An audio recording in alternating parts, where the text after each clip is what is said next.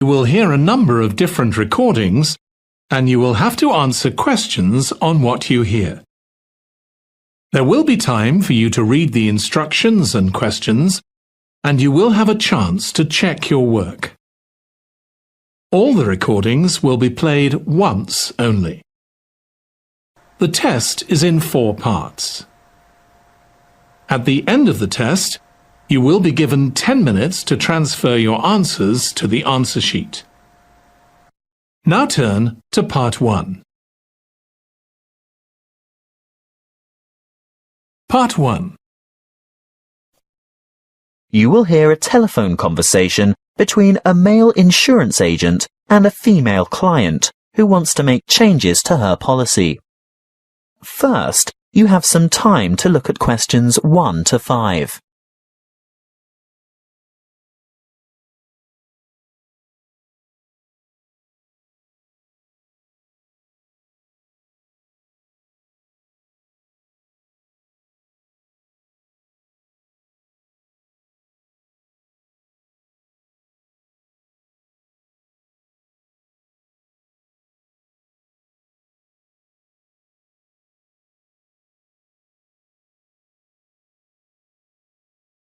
Now we shall begin.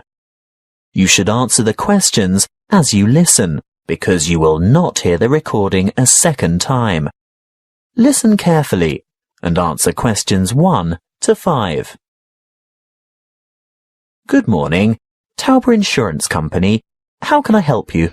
Good morning. I want to alter my insurance policy. Is that for your house, contents or vehicle? My vehicle. Can you give me the number of the policy, please? Certainly. I have it here in front of me. It's ZQW 5009.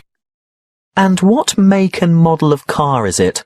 It's a Mazda Marvel. And what's the CC rating? Sorry, what do you mean? How big is the engine? Is it 1,500 or 1,800 cc, for example? Oh, that. It's actually much bigger than that. It's 2,500 cc. Thank you. Now, I just have to ask you a few questions to verify your identity. What name is the policy under? Heathcote. Let me just bring that up on the computer. Yes. Can I just confirm your first name, please? Well, my first name is Lisa, but I'm known by my middle name, Marie. Right. I see both here, but Lisa is the one I want for ID purposes. And your date of birth, Lisa? I mean, Marie. The 22nd of August, 1955. Correct. Just one more question before we get started. Can you remember the password on this policy? Oh dear, I didn't know I had a password on it. Everyone has a password. Would you like to take a guess? Possibly it's my mother's name. And what would that be? Sophia. Sorry, guess again. All right. Oh, I remember now. It's my grandfather's name, Jack. Yes, followed by some numbers. 1897, right? Correct. Now we can get down to business. What exactly do you want to change? Well, a couple of things. Firstly, I think it's overvalued at the moment. Can we reduce the value by $5,000? You mean bring it down to $15,000? Yes, I'm sure it's lost quite a bit of value over the past year. Done. Now, what's the other thing? Before you hear the rest of the talk, you have some time to look at questions 6 to 10.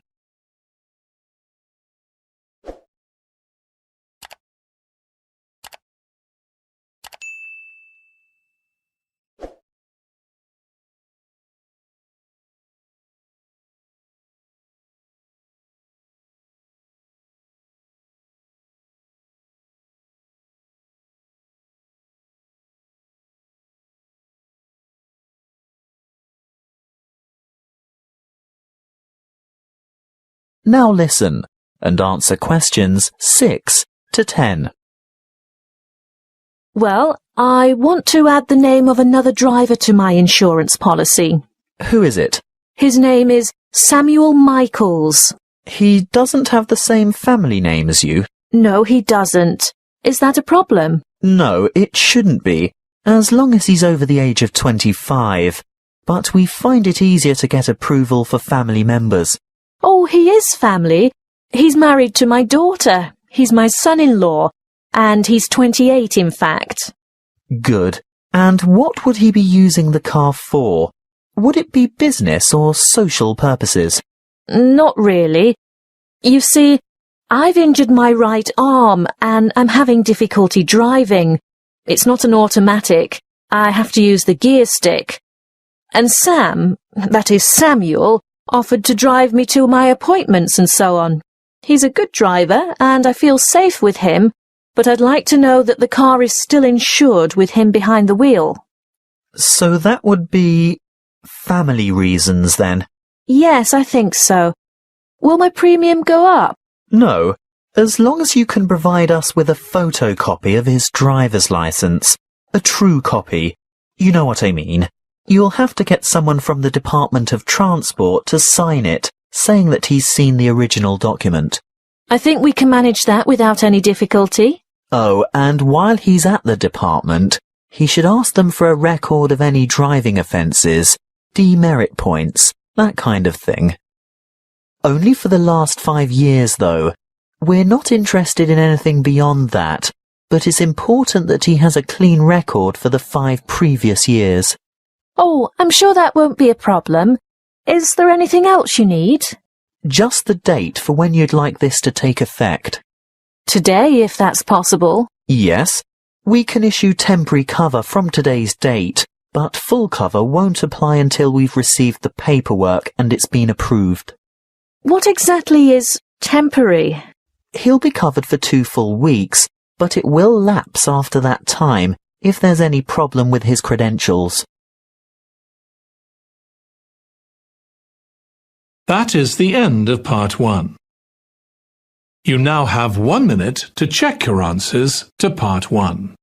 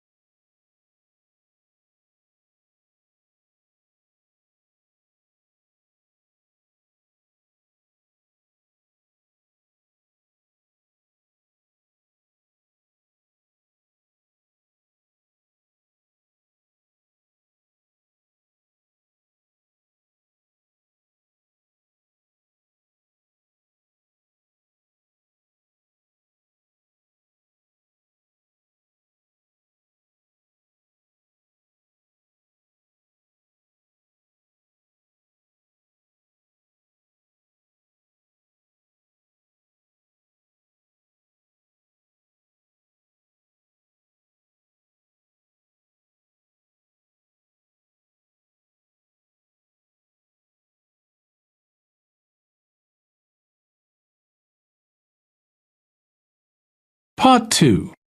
You will hear a counsellor from Health Services talking about confidence and goal setting.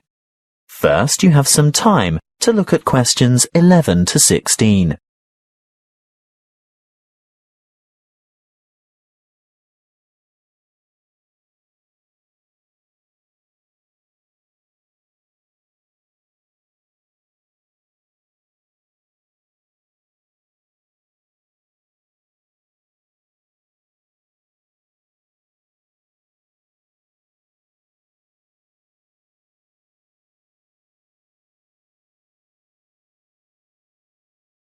Listen carefully and answer questions 11 to 16. Hello, I'm Jo from Health Services, and I'm pleased to be here talking to you today. You've come here today to learn more about gaining confidence and setting goals. How many of you are truly positive thinkers? Positive thinking is the key to confidence.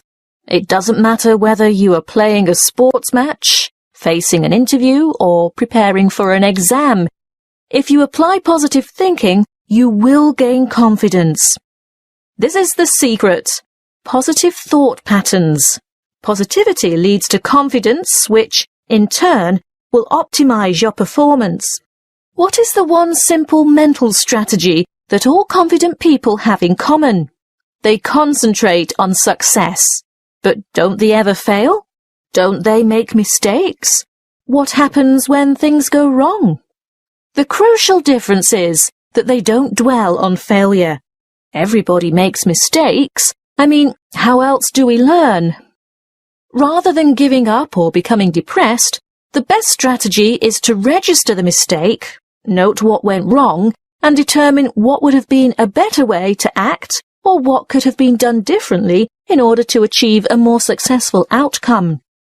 Then move on. Yes, erase the negative emotions. Allow those memories of defeat, frustration, or dissatisfaction to fade and move forward. Negativity erodes confidence. You need to put aside your disappointments and focus on successful outcomes. Oh, it's not that easy, I can hear you saying. Well, no, it's not easy to forget failure, but no one ever fails completely, so congratulate yourself on the areas where you did do well. Mentally replay the best bits, even if they're only a small part. Now, there are 2 more things you need to do. Firstly, rehearsal. Yes, you heard me. Rehearsal. Surely only actors in a play need to rehearse their parts? No, the truth is, we all need to rehearse. This is a surefire way to build confidence. Before the match, presentation, the exam, or whatever, imagine yourself performing successfully in that particular situation. And here's the second tip. Look confident. That will always give you an extra physiological advantage. So you can see that mind and body work together on this. You have to think and act positively. Let's talk a bit more about how to look confident. If you have to overcome a challenge, get rid of that anxious expression and rigid posture, those downcast eyes and nervous gestures. Even if you don't feel very self-assured, you can still give the appearance of confidence. Stand tall, hold your head up, make full eye contact, and keep an open expression. Replace the frown with a smile if you can manage it. And those hunched shoulders? Relax those shoulder muscles. If you need to, take a deep breath and stretch to release pent-up anxiety and tension. What if you have to make a difficult phone call, for example? Nobody can actually see you, so does it matter what you look like? Yes, it does. Practicing positive body language will help you cross the threshold into a confident mood. Before we move on to talk about goal setting, it may surprise you to know that once you have set a goal in life, the brain responds with a burst of activity, which we experience as, that's right, happiness. And what happens when the goal is achieved? Yes, there is another burst of activity and another feeling of happiness. Before you hear the rest of the talk, you have some time to look at questions 17 to 20.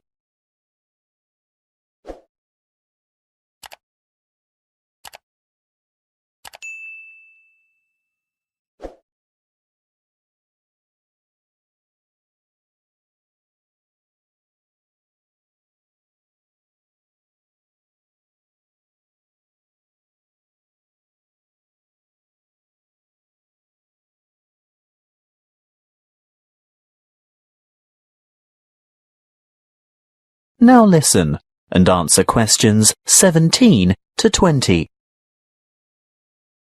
As you can see, the recipe for a happy life is to maintain a positive attitude and keep setting and achieving your goals. So, whatever your goal, whatever it is that you're aiming for, a new job, losing weight, giving up smoking, graduation, you need an appropriate, and by appropriate I mean achievable goal. That's the first step. The next thing to consider is motivation. How do you get going?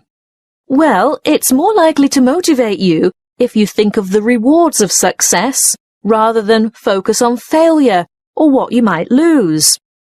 So, you need to establish your incentives. After that, you'll have to work out the various stages and phases that you'll need to go through along the way and prepare for each one of them. If you're not naturally motivated, keep the targets small and achievable. But it really is important to ensure you collect the resources to accomplish the various steps. If you have performed that particular task before, you may already have the resources, or at least know where to get them from. If not, ask someone who has already succeeded. When you have got this far, the next stage is obvious. Yes, you have to take the first step. That's not quite all there is to it, though. The final thing is to remember to keep track of what you've accomplished. In other words, be sure to maintain a progress log. That way you can look back at your previous small successes and watch your progress along the way to achieving your goal. That is the end of part 2. You now have 30 seconds to check your answers to part 2.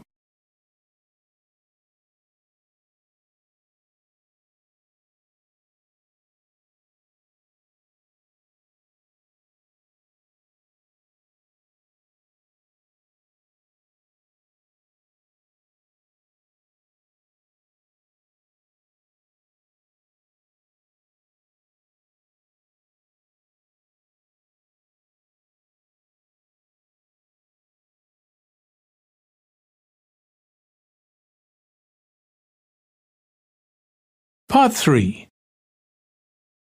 You will hear a conversation between two students and their professor, who is asking them to organise a panel discussion for an upcoming conference. First, you have some time to look at questions 21 to 23.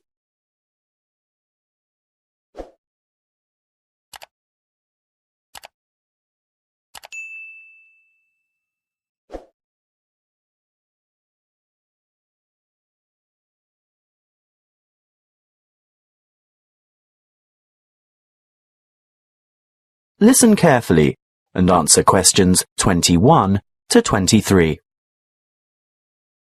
Come in and sit down, Louise, Stuart.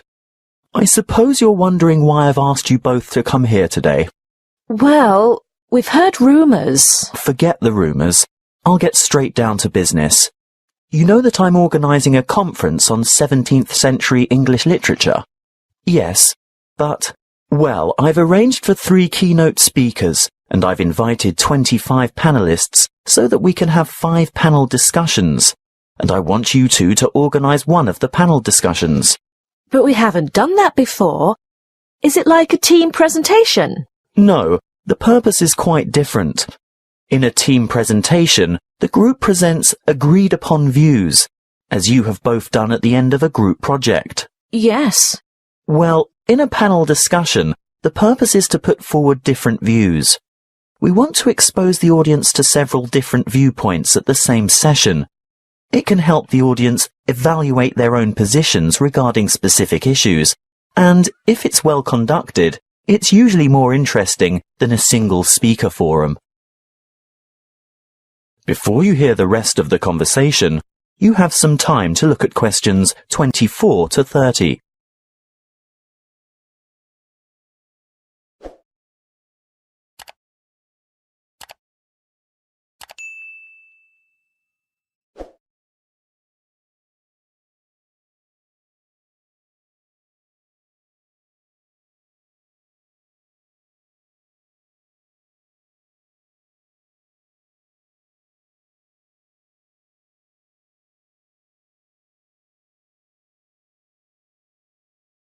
Now listen and answer questions 24 to 30. And what exactly do we have to do? Well, you'll take the role of leader or moderator and assistant. Is that like the role of chairman? Yes, that's it. Sounds daunting. Not at all. I've already done a great deal of the preparation myself. Let me run through the procedure with you. I've singled out an issue that will entail quite some conflict of opinion. I've selected panelists who are well informed and will probably have contradictory points of view. That's very important, you know. Actually, I feel a bit nervous. How many panelists will there be? Well, I've invited 5 panelists for each panel because that's probably the maximum number that an inexperienced moderator can handle. But don't worry, I always invite more than we need because you can be sure someone won't be able to make it. So you'll probably just end up with 4, which is a very manageable number. Oh, I see. And I've chosen a moderator. That's you, by the way. Ah, but Stuart will help, right? Yes, I'll get on to timekeeping and whatnot shortly. That's where an assistant is indispensable. But what procedure do we follow to conduct the panel discussion? Don't worry, I was just about to say, I've also settled on the format. What is it? There are various formats that can be followed, but I've always found this one to be very effective. Yes? Okay. Make some notes on these guidelines as I run through them, and ask me questions about anything you don't understand. We're ready? Firstly, the moderator introduces the topic and the panelists. But we don't know who the panelists are. Don't worry, I've prepared a short biographical introduction for each one of them, and I'll give you that information tomorrow. Oh, good. Next, the panelists are given a set amount of time to present their views on the topic. I'd say about 2 minutes each should be sufficient. Now, this is where Stuart's timekeeping is going to be important. You have to keep to the schedule all the way through, because the lecture room has only been booked for an hour. How do I indicate when the time is up? You stand off to one side of the panel, either with your back to the audience or hidden from the audience, but in full view of the panel and moderator. You have a digital clock or timer, and you hold up the appropriate number of fingers to give the number of minutes. When the time is up, you make a cutting gesture with your hand. Ah, but what if the panelists keep talking? Then that's your job to politely intervene and move on to the next segment, which is the discussion itself. Panelists discuss, ask questions, and react to the opinions of other panel members. This, of course, is their primary function and should occupy about 60% of the allotted time. Stuart will watch the time, right? Yes, because you'll be making brief notes. Why? Well, when the time's up, the moderator shuts down the debate and provides a summary of the discussion. Oh, and then it's over? Well, no. The secondary function of the panel is to answer questions from the audience, and that should take up the remaining 15 to 20 minutes. It's the leader's role to recognize appropriate questions and reject those not related to the subject. During the question period, you must maintain strict control, and this will most likely be the toughest part of the whole job. Oh dear. Stuart will of course help you here by ensuring that as many people as possible have a chance to ask their questions, and that no one member of the audience tries to dominate. With about 5 minutes to go, he'll announce that there's time for only a couple more questions, then announce, last question. And then it's over? Not quite. You still have to acknowledge the involvement of the panelists and invite the audience to thank them with a round of applause. Should I clap too? Yes, you should both take part in the applause.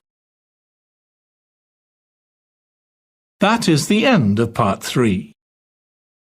You now have 30 seconds to check your answers to part 3.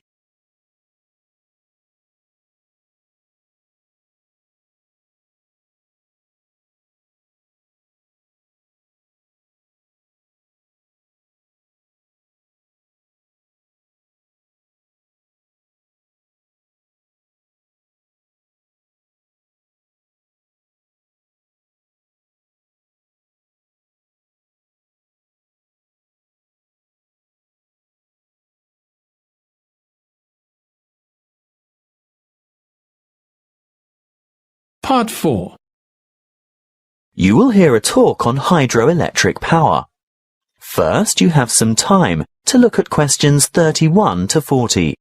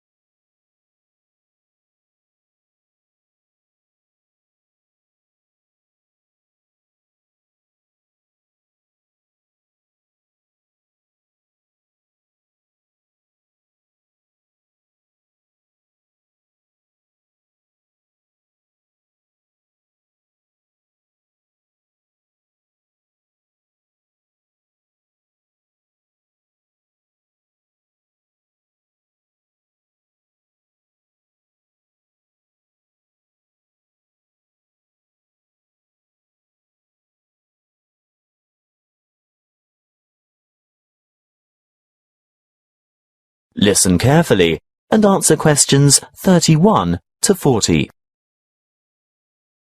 Welcome to our series on renewable resources. The topic today is hydropower. As you most probably know, hydro means water, so we are talking about using water to generate electricity. Of course, there are many ways to generate electricity, but hydropower is important to the community, firstly and obviously because it's renewable. The Earth's hydrologic cycle of constant evaporation and transpiration provides a continual supply of water from rainfall and snowmelt. The second point to consider is its efficiency.